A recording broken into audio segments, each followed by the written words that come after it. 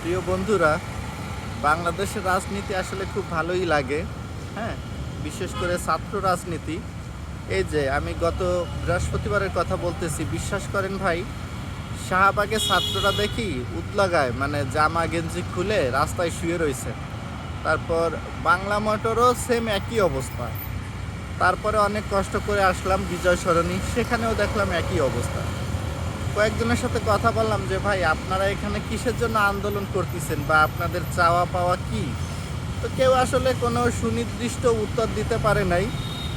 তো আসলে বাংলাদেশের রাজনীতি খুব মজা লাগে আর খুব ভালোই লাগে, কিন্তু দুঃখের বিষয় হলো যে এই যে যে আন্দোলনগুলো হয়, এতে যে আমাদের কি পরিমাণ ক্ষয়ক্ষতি হয়। আসলে আমরা তো কর্মজীবী, খেটে খাওয়া মানুষ। হ্যাঁ, রাস্তাঘাট যদি বন্ধ থাকে, দেখা যায় যে আমরা কর্মসংস্থানে যেতে পারি না।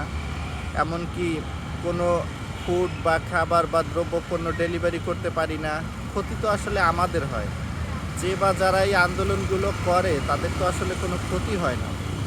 আসলে এই ছাত্র আন্দোলন থেকে, হ্যাঁ, এই ছাত্র আন্দোলন থেকে আমরা মুক্তি পেতে চাই।